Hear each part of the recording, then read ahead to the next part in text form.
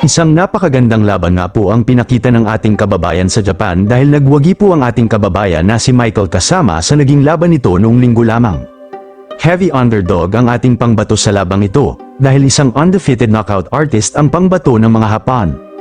Na si featherweight prospect Kota Kaneko na may kartadang 5 panalo, 4 na via knockouts at walang talo, ngunit hindi nagpaindak ang ating kababayan agad nitong pinatikim ang bagsik ng kamao ng isang Pinoy. Nakakita ng star ang Japanese fighter, at agad namang pinaulanan ng malakas na suntok dahil dito sinamantala ni kasama ang pagkakataon.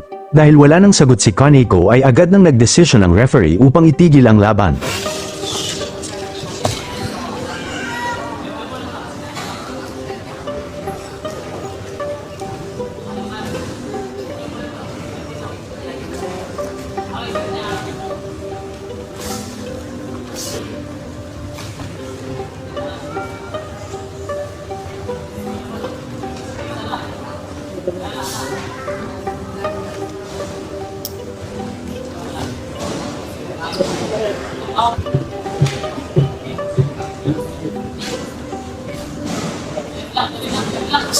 Shoutout sa Herson Tinidad. Mabuhay ka hanggat gusto mo.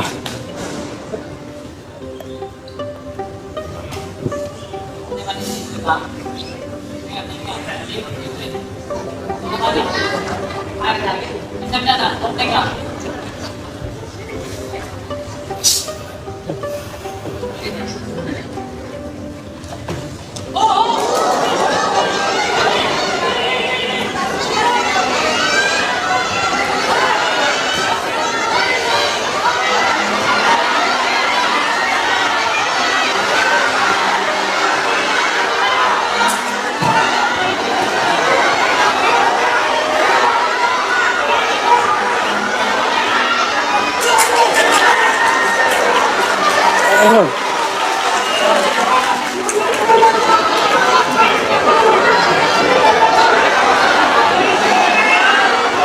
Ito mo na yan, Rep! Kawaway boxer!